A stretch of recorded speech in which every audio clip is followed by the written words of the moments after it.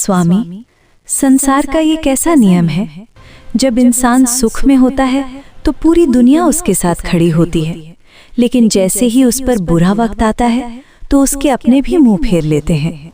आखिर मुसीबत में इंसान अकेला क्यों रह जाता है? क्योंकि पार्वती, ये दुनिया परछाई की तरह है। जरा अपनी परछाई को देखो। जब तक तुम रोशनी में हो, परछाई तुम्हारे साथ साथ चलती है, लेकिन जैसे ही अंधेरा आता है, तुम्हारी अपनी परछाई भी तुम्हारा साथ छोड़ देती है। जब तुम्हारे शरीर का हिस्सा परछाई ही अंधेरे में वफादार नहीं, तो तुम दूसरों से क्या उम्मीद करती हो? अकेलापन सजा नहीं, ये संकेत है कि अब तुम्हें अपनी रोशनी खुद बननी है। सत्य है प्रभु, अंधेरे में सब गायब हो जाते हैं। लेकिन दूसरा प्रश्न, सफलता मिलने से पहले इंसान को इतना तड़पना क्यों पड़ता है?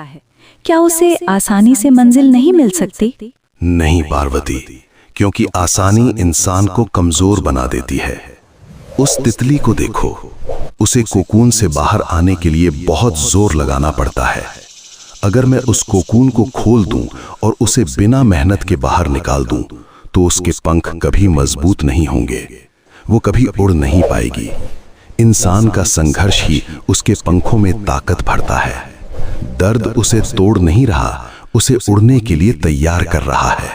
अद्भुत, संघर्ष ही शक्ति है। अंतिम प्रश्न प्रभु, जो लोग चुपचाप मेहनत करते हैं, दुनिया उन्हें नाकाम क्यों समझती है? उनकी मेहनत किसी को दिखाई क्यों नहीं देती? क्योंकि निर्माण हमेशा शोर के बिना शांति में होता है। दुनिया उस विशाल पेड़ की तारीफ करती है जो हवा में झूम रहा है, लेकिन कोई उन जड़ों को नहीं देखता जो जमीन के नीचे अंधेरे में मिट्टी को पकड़कर पेड़ को खड़ा रखती हैं। अगर जड़ें बाहर आकर दिखावा करने लगें तो पेड़ गिर जाएगा। सफल व्यक्ति वो है जो जड़ों की तरह गुमनाम रहकर भी अपनी पकड़ मजबूत रखे। हे महादेव, आज जीवन का सार समझ आ गया। साथ छोड़ना परछाई का धर्म है, संघर्ष करना तितली की उड़ान है, और चुप रहना जड़ों की ताकत है। हर हर महादेव।